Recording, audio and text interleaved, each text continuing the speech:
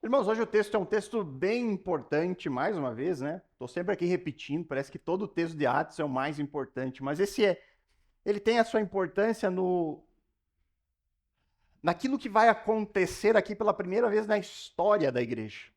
O texto que nós vamos analisar marca o momento em que pela primeira vez os discípulos de Jesus, aqueles homens que caminhavam com Jesus, que acreditavam em Jesus como Messias, eles foram chamados de cristãos. É a primeira vez que isso acontece, quando os discípulos passam a ser chamados de cristãos. E é interessante quando nós analisamos a origem deste termo, que para nós é muito comum. Né? O termo cristão hoje para nós, no contexto em que nós vivemos, ser cristão ele se tornou para muitos, em muitos casos, apenas uma identidade cultural. Ser cristão parece que se tornou apenas um dado do IBGE. Quantos cristãos tem no Brasil, né? E de acordo com o censo, são cerca de 70% da população brasileira são cristãos. Mas será que é isso mesmo? O que significa? De que forma ser cristão biblicamente falando, representa. O que isso quer dizer? Hoje, para nós, parece só um adjetivo que está associado à tradição, a costumes familiares. Muitas pessoas se dizem cristãs, mas elas não são discípulas de Jesus. Então, isso é algo que é marcante quando nós vamos aprofundar no sentido bíblico do que é ser cristãos.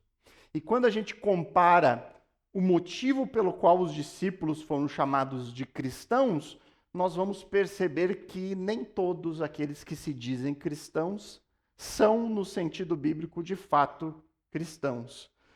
Em muitos lugares, diria que principalmente no nosso país, o termo cristão perdeu completamente a sua identidade original.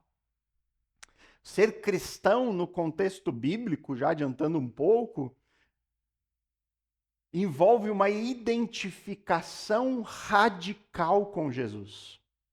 Ser cristão nos nossos dias é algo genérico. Ser cristão já não traz mais consigo um certo escândalo, como acontecia nos tempos bíblicos. Ser cristão, certamente hoje, o termo dizer eu sou cristão, perdeu muito do impacto e da beleza do termo original, do momento em que ele foi falado pela primeira vez. No contexto do primeiro século, ser chamado cristão era, antes de tudo, um reconhecimento público de alguém que estava radicalmente associado com Jesus. Não era só uma questão de crença, mas era questão de um compromisso visível. Era o olhar, uma transformação radical e marcante na vida de alguém. Era um nome que identificava as pessoas com um Messias que havia sido crucificado e que ressuscitou.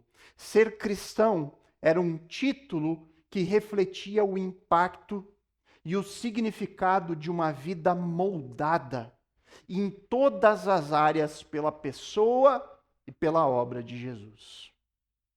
Quantos hoje dizem ser cristãos, mas que de fato possuem uma vida radicalmente associada, identificada e transformada com Cristo? Por isso que ao analisarmos esse texto que nós temos diante de nós hoje, nós somos chamados aqui a resgatar o sentido original, o sentido profundo do que significa ser chamado cristão. O texto nos leva a refletir.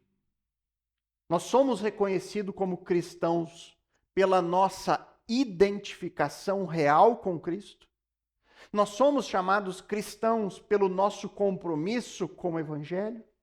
Será que nós podemos nos chamar de cristãos porque nós temos uma vida completamente transformada por Cristo? Ou será que nós só carregamos o nome cristão pela tradição ou pelo costume que nós vivemos? Então, isso que nós vamos abordar aqui no texto de hoje, de Atos 11, versos 19 a 26. Acompanhe comigo a leitura. Diz assim a palavra do Senhor. Os que foram dispersos a partir da perseguição que começou com a morte de Estevão, se espalharam até a Fenícia, Chipre e Antioquia, não anunciando a palavra a ninguém que não fosse judeu. Alguns deles, porém, que eram de Chipre e de Cirene, e que foram até Antioquia, falavam também aos gregos, anunciando-lhes o evangelho do Senhor Jesus. A mão do Senhor estava com eles, e muitos crendo se converteram ao Senhor. A notícia a respeito deles chegou aos ouvidos da igreja que estava em Jerusalém, e enviaram Barnabé até Antioquia. Quando ele chegou e viu a graça de Deus, ficou muito alegre, e exortava todos a que com firmeza de coração permanecessem no Senhor, porque era homem bom, cheio do Espírito Santo e de fé, e muita gente se uniu ao Senhor. Depois Barnabé foi a Tarso à procura de Saulo, e quando o encontrou, levou-o para Antioquia. E durante 1 ano inteiro se reuniram naquela igreja e ensinaram numerosa multidão. Em Antioquia, os discípulos foram pela primeira vez chamados de cristãos. Irmãos, diante de mais um momento marcante da história da igreja dentro desse livro, e sem dúvida isso aqui é significativo, porque é a primeira vez na história em que alguém é chamado de cristão. Isso para nós é tão comum hoje. É marcante você voltar lá na origem disso, né? Numa primeira vez que isso aconteceu. E eu gostaria de destacar hoje 3 características que acompanham os verdadeiros cristãos. 3 características que acompanham os verdadeiros cristãos. É importante reforçar. Ser cristão, neste momento da história que nós lemos aqui do texto, quando alguém afirmava, quando alguém dizia aquela pessoa é cristã, isso era o mesmo do que dizer essa pessoa sofre perseguição. Se alguém dissesse de si mesmo, olha, eu quero ser cristão, você estaria recebendo voluntariamente perseguição. E aí você tem que pensar o que faz alguém querer fazer parte de um grupo perseguido.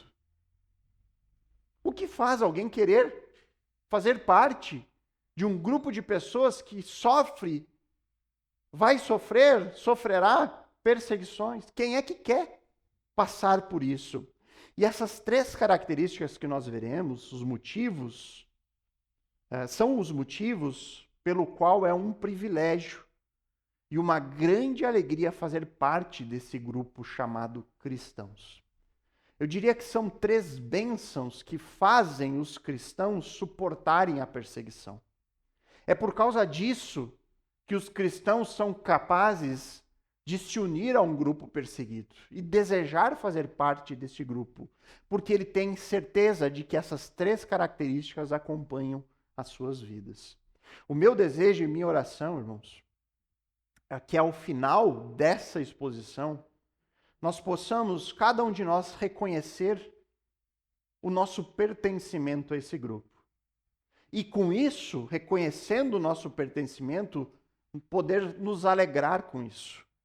E também poder recuperar o impacto original desse termo. Recuperar as verdades que estão embutidas dentro desse título, não somente como um mero nome bonito que nós carregamos, mas como uma identidade. Uma identidade que é forjada em um relacionamento diário com o Senhor e que é testemunhada pelas pessoas ao nosso redor.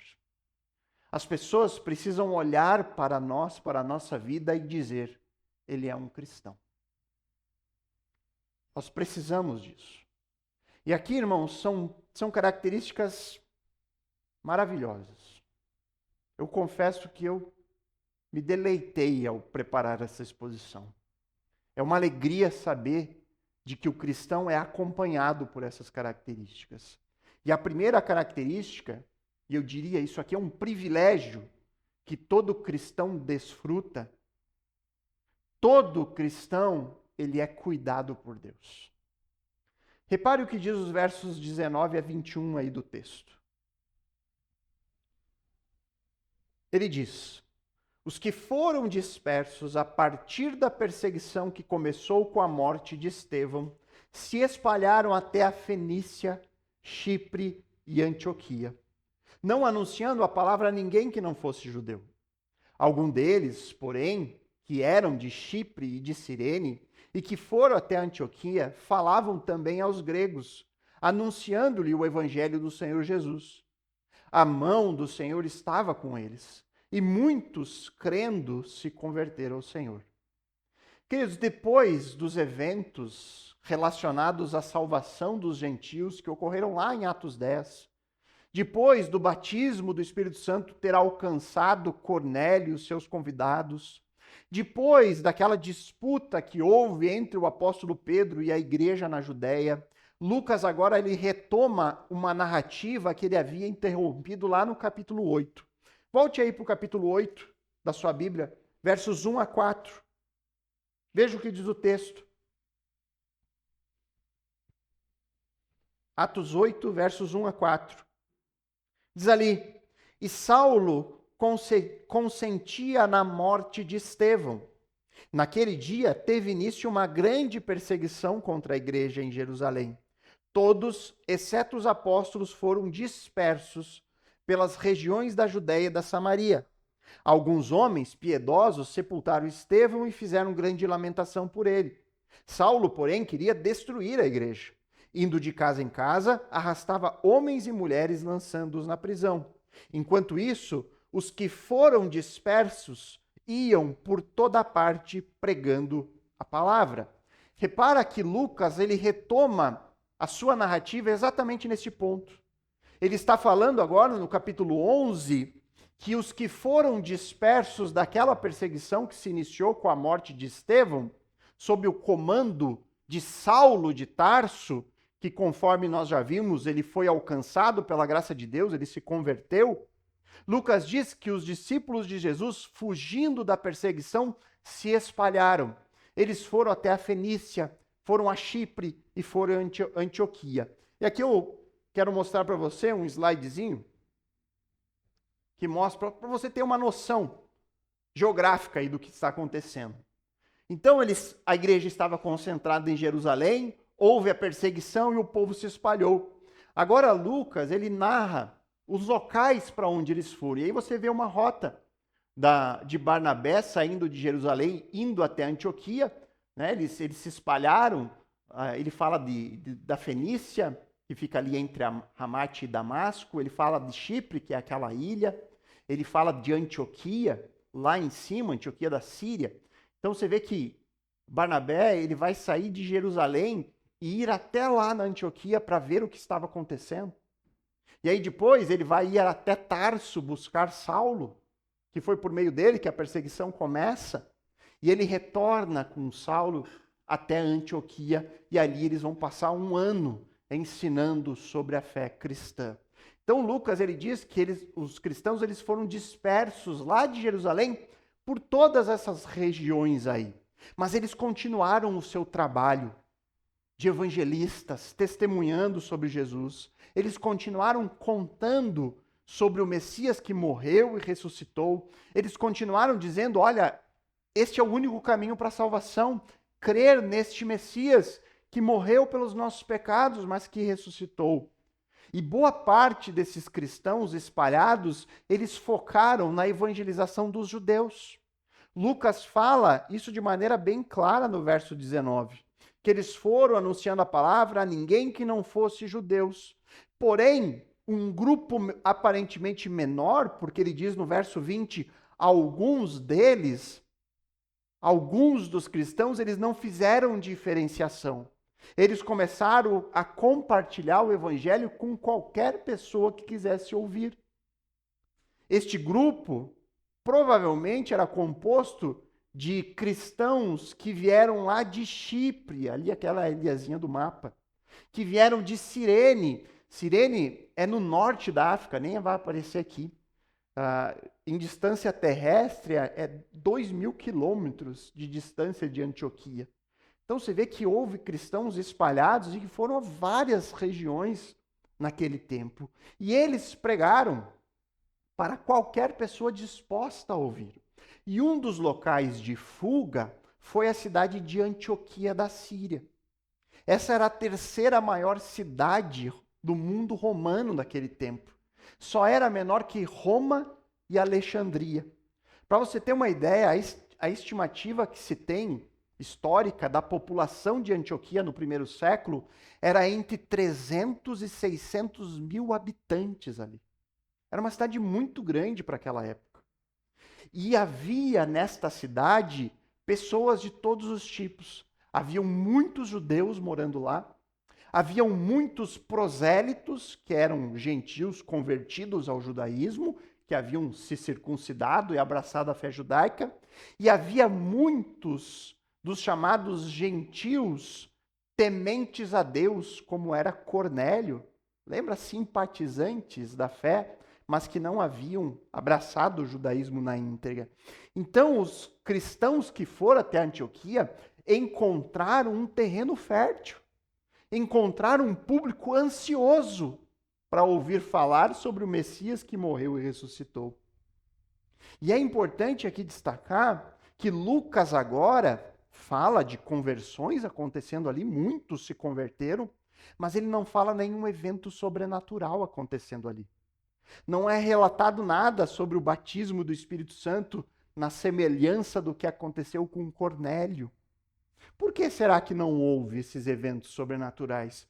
Porque não era mais necessário.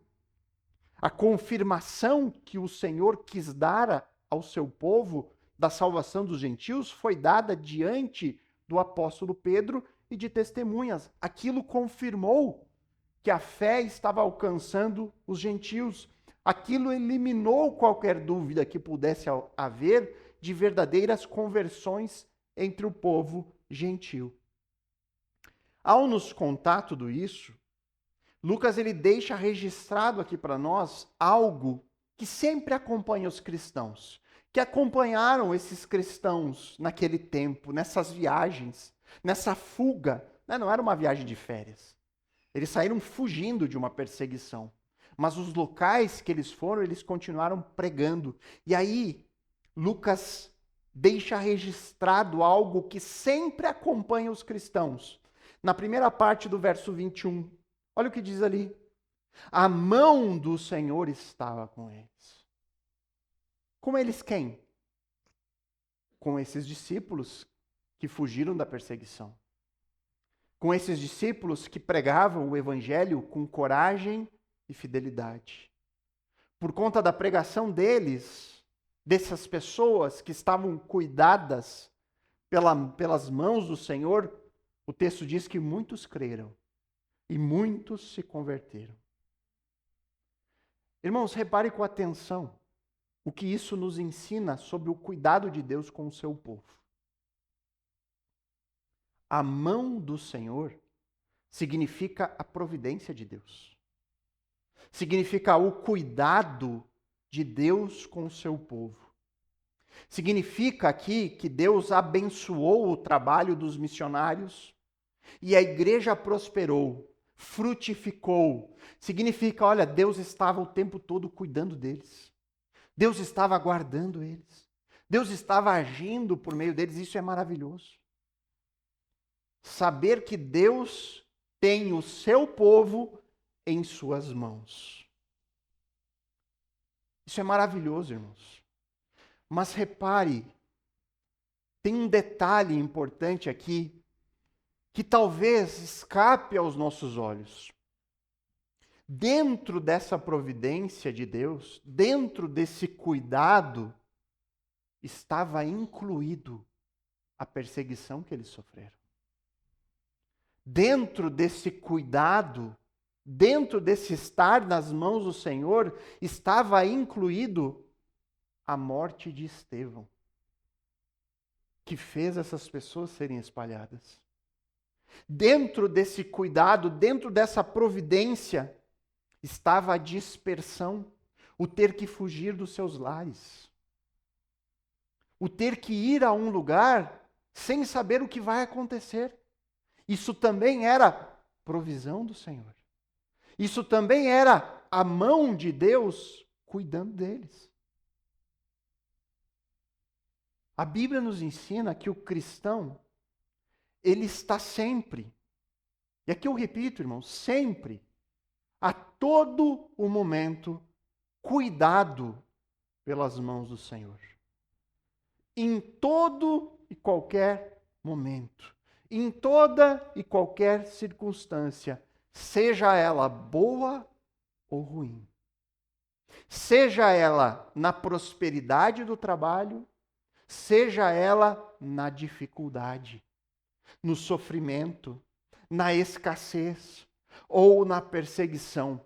Tudo isso faz parte da providência de Deus do seu povo. Eclesiastes, capítulo 7, verso 14, diz assim: no dia da prosperidade, seja feliz, mas no dia da adversidade, considere que Deus fez tanto este como aquele.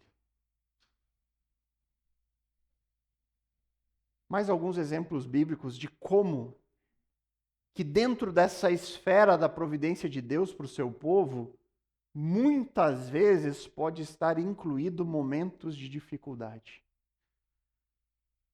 Momentos de sofrimento em nossa vida também fazem parte das mãos do Senhor. Momentos de provações também fazem parte da providência do Senhor para nós. Olha o que diz o Salmo 23, versos 1 a 4. Nós cantamos uma música inspirada nele. Ele diz: o Senhor é o meu pastor, nada me faltará. Ele me faz repousar em pastos verdejantes. Leva-me para junto de águas de descanso, refrigera minha alma. Guia-me pelas veredas da justiça por amor do seu nome. Até aqui tudo coisa muito boa, positiva. O Senhor está guardando, levando para lugares bons, para pastos verdejantes. E aí o salmista continua: ainda que eu ande pelo vale da sombra da morte, não temerei mal algum, porque tu estás comigo. O teu bordão e o teu cajado me consolam. O salmista ele reconhece momentos de dificuldade fazem parte dessa vida. E eu não preciso temer, por quê? Porque eu sei que o Senhor está comigo. O tempo todo. Na parte boa da vida, mas nos dias maus também Ele está comigo. Romanos 5, verso 3 a 5, ele diz assim: e não somente isso, mas também nos gloriamos nas tribulações. Paulo diz: nós nos gloriamos, nós damos glórias a Deus em dias difíceis. Mas por que Paulo diz isso? Ele diz: sabendo que a tribulação produz perseverança. A perseverança produz experiência. E a experiência produz esperança. Ora, a esperança não nos deixa decepcionados, porque o amor de Deus é derramado em nosso coração pelo Espírito Santo que nos foi dado. Paulo reconhece: nós devemos dar glórias a Deus na tribulação, porque Deus está trabalhando em nós por meio disso. E por meio disso, Ele gera em nós perseverança. Ele trabalha a nossa fé. Ele nos faz ser mais confiantes. Ele nos faz descansar nas promessas eternas que Ele nos dá. Então isso é bom. Ele também, Paulo, em 2 Coríntios, capítulo 4, versos 16 a 18, por isso não desanimamos. Pelo contrário, mesmo que o nosso ser exterior se desgaste, o nosso ser interior se renova dia a dia, porque a nossa leve e momentânea tribulação produz para nós um eterno peso de glória, acima de toda comparação, na medida em que não olhamos para as coisas que se veem, mas para as que não se veem, porque as coisas que se veem são temporais, mas as que não se veem são eternas. Paulo diz: olha, não vamos desanimar, mesmo que o nosso corpo esteja marimbondo, morrendo, desgastado, doente. Vamos manter os nossos olhos naquilo que é eterno. Tudo isso vai passar, mas aquilo que é eterno vai permanecer para sempre. Ainda Tiago, capítulo 1, verso 2 e 4, meus irmãos, tenham por motivo de grande alegria o fato de passarem por várias provações. Por que que nós temos que ficar alegres com as provações? Ele diz, sabendo que a provação da fé que vocês têm produz perseverança. Quando a nossa fé é testada, provada, Deus gera em nós perseverança, o continuar firmes em Cristo mesmo diante da dificuldade. E ele diz, ora, a perseverança deve ter ação completa, para que vocês sejam perfeitos e íntegros, sem que lhes falte nada. 1 Pedro também, capítulo 1, versos 6 a 7, vai falar sobre exultar em meio à dificuldade. Outros tantos textos poderiam ser usados aqui, irmãos. E tudo isso mostra a nós que dentro da providência de Deus para com o seu povo, muitas vezes, o sofrimento pode estar envolvido. E nesses momentos, irmãos, é importante que a gente saiba que o sofrimento que a gente passa e que vem das mãos do Senhor não tem um caráter punitivo. Não é Deus nos punindo. Ai, o que eu fiz de errado para merecer isso? Não, queridos. O Senhor não pune os seus filhos. Ele aperfeiçoa os seus filhos. Ele purifica os seus filhos. Ele desenvolve a fé, a perseverança nos seus filhos. E muitas vezes ele faz de uso do sofrimento para isso, da dificuldade. Não para nos punir, mas para nos aperfeiçoar. Tem um famoso teólogo puritano, Jonathan Edwards, certamente vocês já devem ter ouvido falar. Ele entendeu muito bem isso. Ele entendia como que o sofrimento faz parte da providência de Deus para conduzir o seu povo em um crescimento espiritual. Quando ele escreve as suas famosas 70 resoluções, Jonathan Edwards, ele diz assim, na resolução 67, ele escreveu o seguinte: resolvi que, depois das aflições, considerarei em que proveito me tornaram, que bem que me fizeram, e que agradecimento devo por elas. Ele diz, olha, depois que a aflição passar, eu preciso parar e considerar o que Deus fez por meio disso. Quantas coisas eu tenho para agradecer a Deus por aquele sofrimento. Essa era a visão de alguém que entendeu o que a Bíblia ensina sobre a providência. E talvez, queridos, você esteja neste momento passando por um tempo assim. De turbulência, de dor, de sofrimento, de perseguição. E talvez, neste momento de sofrimento, você pode estar sendo tentado a pensar que Deus te abandonou. Talvez você esteja questionando a sua própria fé, a sua salvação. A nossa mente, o nosso coração enganoso, ele tenta pregar mentiras a nós o tempo todo. Talvez no momento de dor você seja levado a pensar, mas o Senhor não me ama, olha o que eu estou passando. O Senhor não me abençoa, o Senhor não me dá as coisas que eu imagino. O que eu fiz para merecer? Se esse for o caso, eu convido você a olhar para as circunstâncias ruins da sua vida com os óculos da providência de Deus. Com os óculos da palavra de Deus. Uma palavra que não erra e que é suficiente para nós. Se você crê em Cristo como Senhor e Salvador da sua vida, se você depositou nele a sua esperança, então Deus está forjando em você uma experiência que resultará em perseverança e esperança. Deus está te levando por meio dessa circunstância a esperar e desejar pelas coisas lá do alto.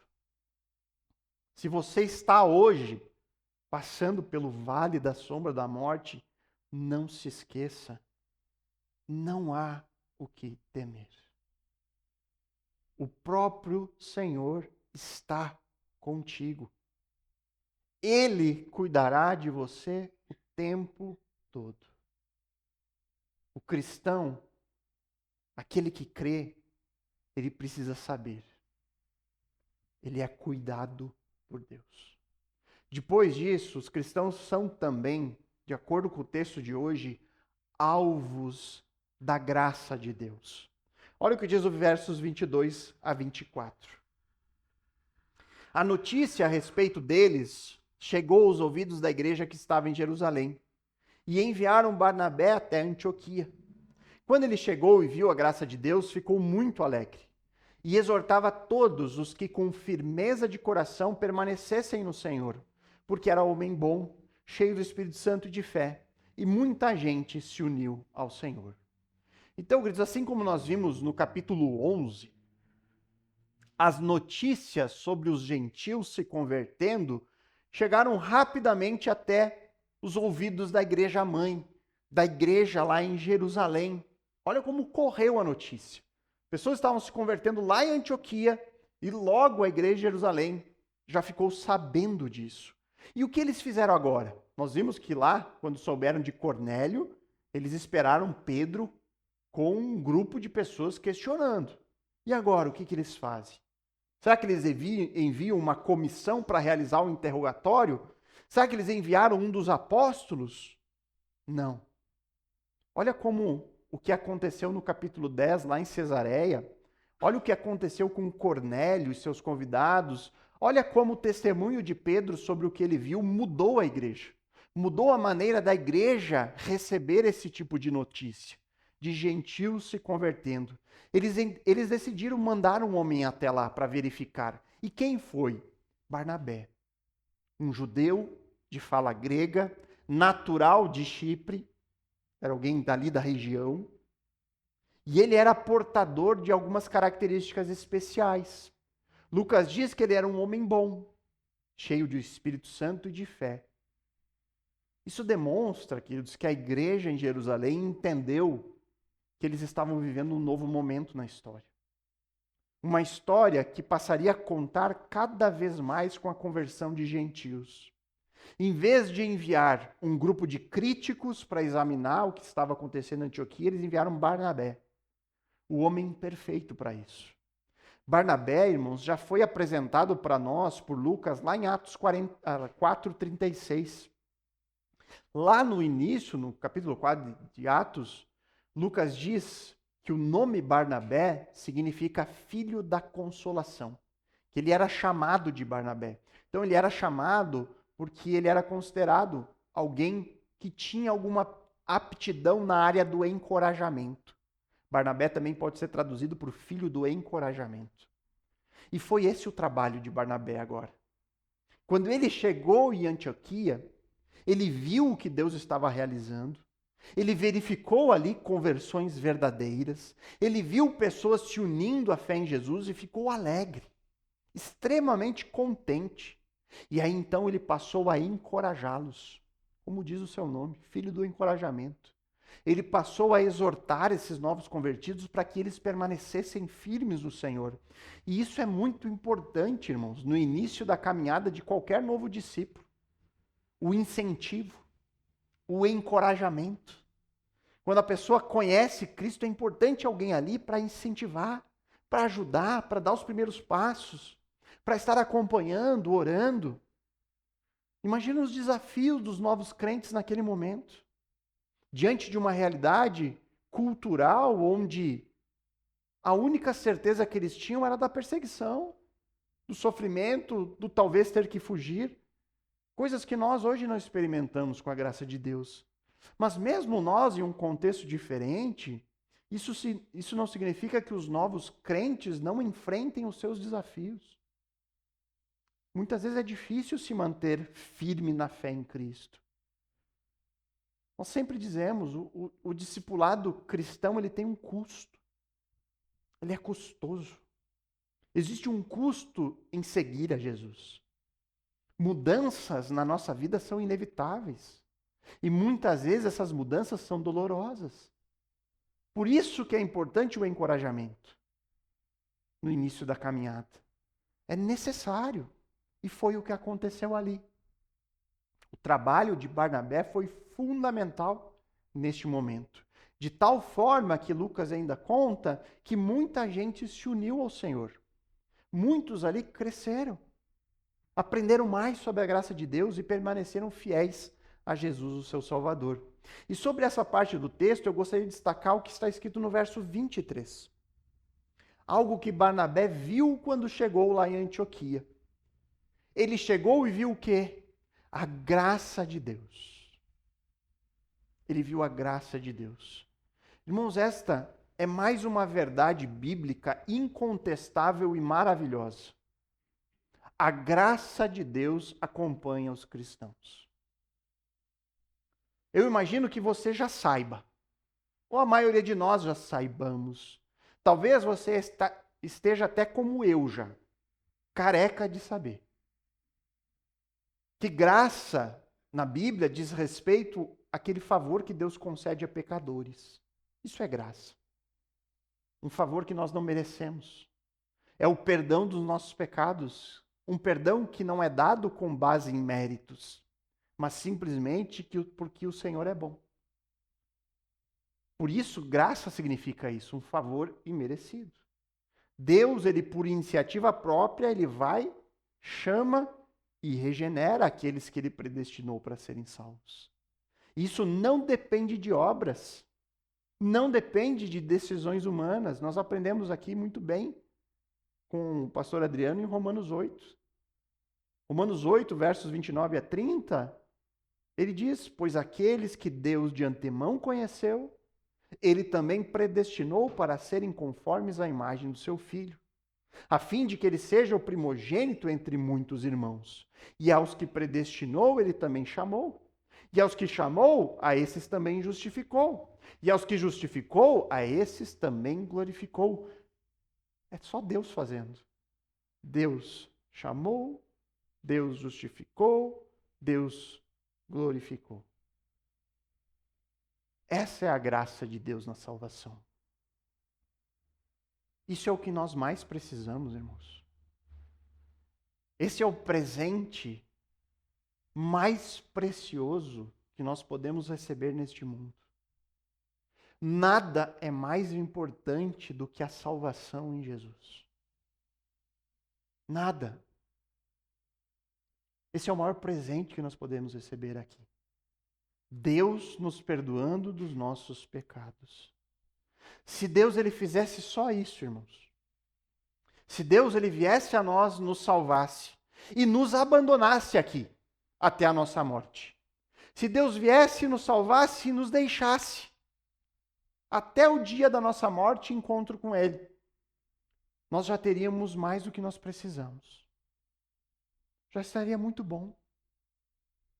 Mas a graça de Deus é tão abundante que não se limita apenas à salvação. O cristão, ele é agraciado de diversas formas.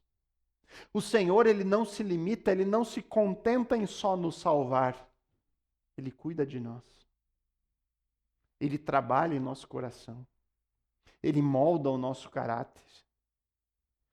A Bíblia diz que ele está preparando uma festa para nos receber. Que ele vai dar a nós recompensas por aquilo que nós fizermos em favor do reino neste mundo. E ele dará essas recompensas mesmo sabendo que todo o bem que há em nós vem dele. Que tudo aquilo que nós fazemos de bom aqui, é ele que nos proporciona fazer. E mesmo assim ele vai nos dar recompensas por isso. Tem uma parábola, irmãos, que demonstra muito bem essa graça abundante de Deus. E ela faz isso de uma forma maravilhosa, que é a parábola do filho pródigo. Lembra dessa parábola? Lá de Lucas 15, versos 11 a 32. Não precisa abrir, só vou comentar ela por cima. Nessa parábola, Jesus conta a história de um pai e seus 2 filhos. O filho mais novo, ele pede antecipadamente a sua herança. Ele diz: pai, eu quero minha parte da herança e eu vou embora. E aí esse menino ele sai da terra do seu pai e ele torra todo o patrimônio que ele recebeu ali. Ele torra toda a sua herança com futilidades. E aí, quando a fome e o desespero chegam até ele se vê cuidando de porcos. Ele chega a desejar a comida dos porcos. Tamanha a dificuldade que ele estava passando. Aí ele se arrepende. E ele decide retornar até o seu pai. E ele diz que ele quer ser tratado como um servo. Mas ao vê-lo de longe, o pai, ele corre até o encontro do seu filho. Ele o perdoa plenamente. E ele promove uma festa em honra a esse filho. Irmãos, essa parábola fala da graça abundante de Deus por nós. Isso aqui não está falando de crente desviado, como eu vejo muita gente pregando por aí. Não tem nada a ver com crente desviado. Tem com crente perdoando os seus filhos. Deus perdoando os seus filhos. Eu falei o crente perdoando os seus filhos? Perdão, equivoquei. Deus perdoando os seus filhos, que são os crentes. Isso mostra que Deus não apenas nos perdoa e salva, como se isso não fosse só suficiente. Senhor, me perdoa e me faz um servo. Não preciso mais nada, Senhor. Só me perdoa e me salva. É só o que eu preciso. Esses somos nós voltando ao Pai arrependido, entendendo o que é o pecado e clamando por salvação. Senhor, só me salva. Por favor, me salva, porque eu não mereço nada. Eu sou um servo teu. Mas aí o Senhor vem e nos veste. Aí o Senhor vem e coloca um anel no nosso dedo. Aí o Senhor vem e concede um banquete. O cristão, ele é alvo da graça de Deus, uma graça que transborda para além do perdão. O Senhor, ele nos cerca com seu amor, com a sua provisão. Ele coloca no nosso caminho pessoas como Barnabé. Ele nos une a outros para nos encorajar. Ele opera em nós por meio do seu próprio Espírito. Bênçãos que nos acompanharão para além dessa vida. Irmãos, o que nos espera quando nós estivermos de volta à casa do nosso Pai é algo grandioso. Uma grande festa está sendo preparada. Um grande banquete. Coisas tão maravilhosas que as palavras são incapazes de expressar. O cristão, ele é agraciado de uma forma que ele sequer consegue imaginar. Todo cristão, ele é cuidado por Deus. E todo cristão, ele é alvo da graça de Deus. Por fim, os cristãos são também discípulos de Jesus. E aqui, irmãos, é a característica distintiva. Mas isso aqui também é um privilégio. Também é uma alegria. Olha o que diz o verso 25 e 26. Depois, Barnabé foi a Tarso à procura de Saulo. E quando o encontrou, levou-o para Antioquia. E durante um ano inteiro se reuniam naquela igreja e ensinaram numerosa multidão. Em Antioquia, os discípulos foram chamados pela primeira vez de cristãos. Irmãos, os esforços evangelísticos de Antioquia deram frutos. Aqui, quando você lê no verso 24, muita gente se uniu ao Senhor. Eu acho, pelo menos a minha impressão, é que isso soa de uma maneira menor do que realmente foi. No original, eu creio que a melhor tradução seria: multidões se uniram ao Senhor. É realmente muita gente. E em virtude desse grande avivamento que estava ocorrendo ali, Barnabé foi até Tarso, atrás de Saulo especificamente. O verso 24 está diretamente relacionado ao verso 25. Quando ele fala as características de Barnabé, isso a gente consegue ver na prática na ação de Barnabé. Diante do grande número de convertidos, Barnabé ele entendeu que precisava de ajuda. É uma decisão que demonstra que Barnabé era um cristão maduro, capacitado para aquilo que ele havia sido confiado. Isso demonstra a humildade de Barnabé. Ele reconhece as suas limitações. Ele diz, olha, eu preciso de ajuda. E demonstra também sabedoria, porque ele foi atrás do homem certo, do homem ideal. Barnabé ele poderia ter voltado lá em Jerusalém, procurado uns dos apóstolos. Vamos comigo, os apóstolos, para lá, um grande trabalho tem a ser feito, mas não. Ele vai para o caminho oposto. Ele vai 170 quilômetros até Tarso, só para chamar Saulo, o homem que havia sido escolhido por Deus para ser o apóstolo dos gentios. E aí Saulo prontamente atende o chamado e volta até Antioquia, vai até Antioquia com Barnabé. Aí Lucas diz que eles ficaram um ano inteiro frequentando a igreja naquela cidade, ensinando muitas e muitas pessoas sobre a fé em Jesus. E possivelmente foi aí em Antioquia que Saulo ele aprendeu todos os fundamentos para a organização de uma igreja local. Depois, Saulo vai escrever as suas epístolas, orientando as igrejas. Foi aí que ele deve ter aprendido tudo sobre como plantar igreja, como estruturar igreja, como manter essas igrejas firmes. Então foi nesse contexto, lá em Antioquia, que os discípulos foram chamados pela primeira vez com esse termo cristãos. Vou tirar agora essa imagem. Irmãos, em grego, cristãos é a palavra cristianos. O nome cristiano vem daí. Se alguém conhece algum cristiano, você pergunta, você é cristão? Não, por quê? Não, porque o seu nome é cristão. Já tem um contato aí para evangelizar.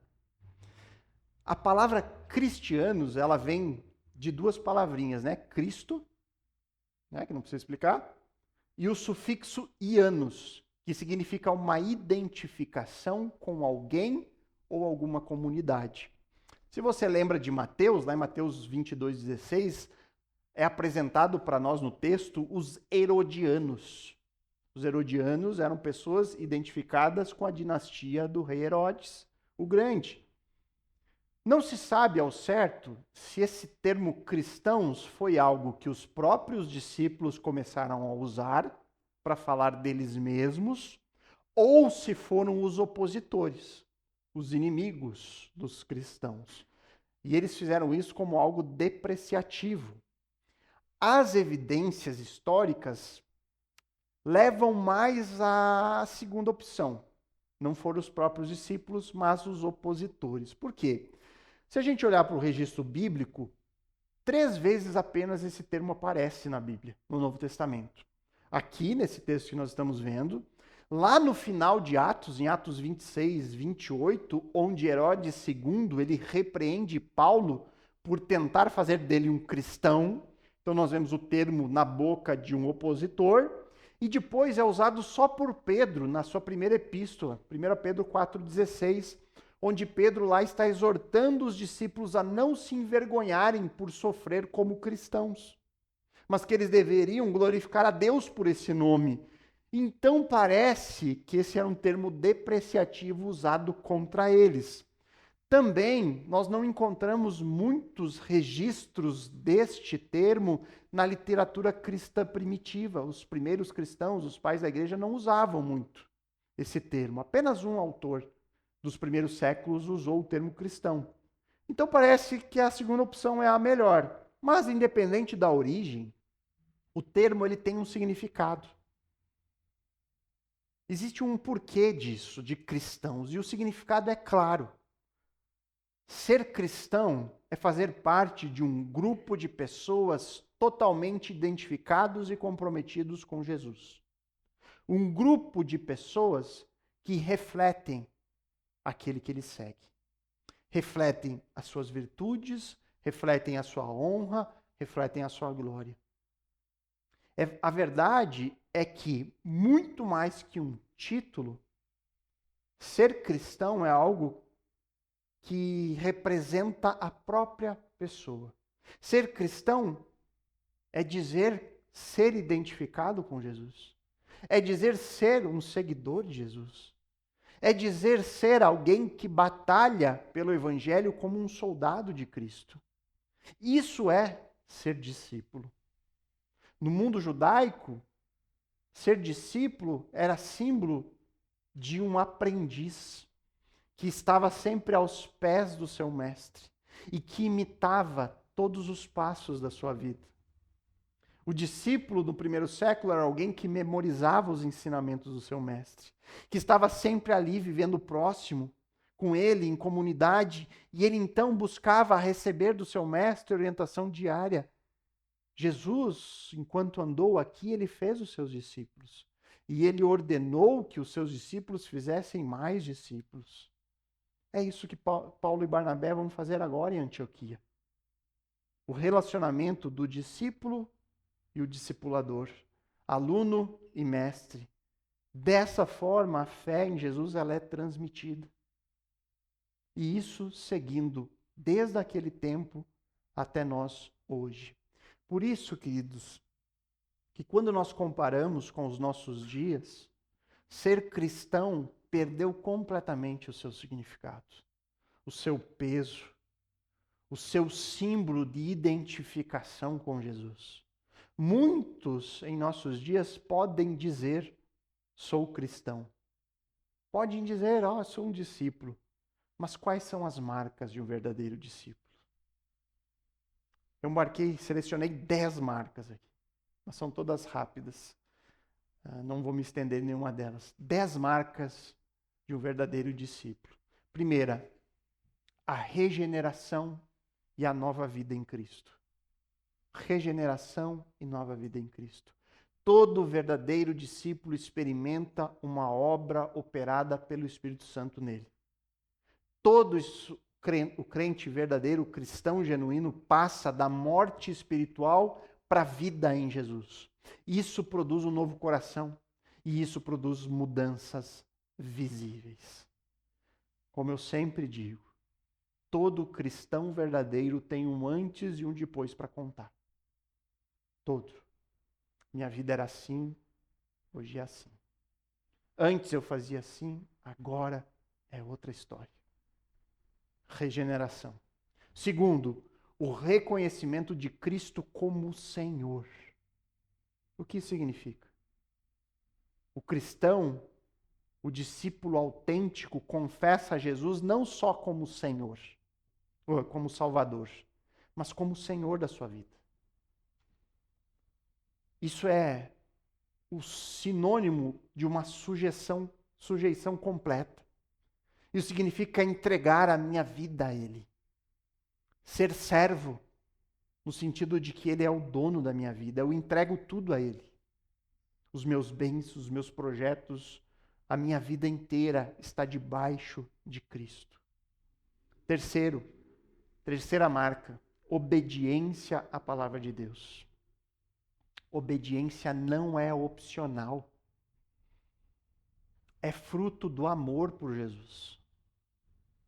Viver conforme as Escrituras, isso demonstra que nós pertencemos à família da fé, à família de Deus. Isso confirma quem nós somos. A obediência nem sempre é fácil, mas ela é marca distintiva dos verdadeiros cristãos.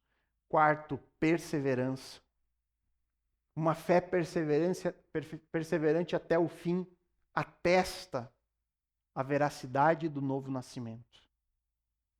Seguir firme, crendo até o final. Quinto, fruto do Espírito Santo. O Espírito Santo habita nos cristãos e ele produz virtudes. O amor, alegria, paz, paciência, benignidade, fidelidade, mansidão e domínio próprio. Isso aqui não é do dia para a noite, é gradual. Mas ela é sempre visível e distingue um seguidor de Cristo. Sexto, amor sacrificial aos irmãos. A marca da comunidade cristã é o amor, o auxílio mútuo, a comunhão. Isso tem que estar presente sempre na vida dos cristãos. 7. Sétima marca. Vida de oração e dependência. O discípulo, o cristão verdadeiro, ele busca sempre a presença de Deus em oração. Ele reconhece que Deus está o cuidando e ele depende do seu espírito. Ele busca o Senhor, um relacionamento pessoal. Oitava marca, proclamação do evangelho. O cristão entende o seu chamado, a sua missão, fazer discípulos, anunciar as boas novas, levar a mensagem de Cristo a quem ele pode. Nona marca, comunhão e compromisso com a igreja. Irmão, o discípulo ele vive dentro do contexto da igreja local, quando isso é possível. Nós sabemos que em alguns lugares do mundo isso não é possível. Mas sendo possível, o cristão ele vai buscar a comunhão da igreja, ele vai participar da congregação, ele vai cumprir as ordenanças que o Senhor deixou. E ele assume responsabilidades em servir uns aos outros. 10ª marca e última. Viver para a glória de Deus. Toda atitude, todo projeto de vida, tudo aquilo que o verdadeiro cristão faz ou planeja fazer, ele visa a glória do Senhor. Porque ele entende que a vida dele pertence ao seu Senhor. Então essas marcas, queridos, elas não surgem todas de uma vez só, mas elas vão se desenvolvendo ao longo de uma jornada de santificação. O discípulo, ele procura usar aquilo que o Senhor lhe deu, os meios de graça que o Senhor lhe concedeu. Ele procura usar a oração, ele procura se instruir na palavra e ele procura a comunhão da igreja. Ser chamado cristão é, antes de tudo, ser reconhecido como um discípulo de Jesus. Então, queridos, diante do que nós vimos aqui nessa noite, tinha certeza que eu ia falar amanhã, mas é nessa noite, eu creio que nós somos convidados a analisar as nossas próprias vidas, à luz da profundidade desse título. Ao lembrar que o nome cristão foi possivelmente dado pelos opositores, nós enxergamos nisso um convite que chega a ser paradoxal. É um convite a carregar com coragem o escândalo da cruz. Com coragem neste mundo dizer eu sou crente. Muitas vezes é a certeza de ouvir piada, chacota. Irmãos, nós não passamos nada comparado com eles lá do primeiro século. Nós temos que ter coragem para dizer sim, eu sou cristão. Sou crente. Creio em Jesus como meu Senhor e Salvador. Eu carrego esse nome comigo. Mas ao mesmo tempo também refletir na beleza do que é ser cristão. Nós carregamos a mensagem, a única mensagem de esperança para este mundo. A única mensagem capaz de salvar. Que jamais estejamos contentes com o cristianismo superficial, mas que sejamos conhecidos como aqueles primeiros discípulos, por uma dedicação radical e alegre ao Senhor. Irmãos, nós somos chamados para sermos crentes, discípulos radicais, que têm raiz na origem, que têm uma raiz firme no nosso Senhor, que a nossa vida, individualmente como comunidade, seja um testemunho vivo, onde as pessoas vão olhar para nós e vão dizer, esse aí é um cristão. Sem precisar falar, porque Cristo está sendo visto por meio da nossa vida. Que cada decisão, que cada palavra, que cada gesto da nossa vida aponte para a graça daquele que nos alcançou. Para a graça daquele que nos chamou das trevas para a sua luz. E que assim a gente possa seguir com confiança, lembrando sempre que o Senhor está conosco. As suas mãos estão sobre nós. A sua graça nos alcançou e é suficiente. E o seu Santo Espírito nos capacita para sermos verdadeiros cristãos. Não só de nome, mas de coração, de mente e de vida. Se somos discípulos, então nós somos amados e agraciados. Louvado seja o Senhor. Vamos orar. Amado Deus, louvamos ao Senhor. Pai, por tão grande graça que nos alcançou em Cristo Jesus. Por essa salvação que transborda. Por sabermos, por meio da tua revelação, que nós, todo aquele que crê em Cristo, ele é cuidado pelo Senhor, guardado em suas mãos, é alvo da graça do Senhor. E seguem a Cristo como único e suficiente Salvador e esperança. Pai, se alguém aqui ainda não crê em Ti, que o Senhor possa quebrar toda a barreira de incredulidade. Que o Senhor possa, por meio do Teu Santo Espírito, adentrar o coração e fazer morada. E que nós, os que já creem, Deus, possam testemunhar sobre aquele que nos salvou neste mundo. E que as pessoas, assim como aconteceu lá no primeiro século, possam olhar para nós e dizer: estes são cristãos. Não porque há algum mérito em nós, mas porque eles enxergam a vida daquele que nos salvou, eles enxergam a Cristo em nós. Que possamos ser destes, que brilham, que transmitem, que refletem a luz do Salvador neste mundo. Esse é o nosso desejo e oração em nome de Cristo. Amém.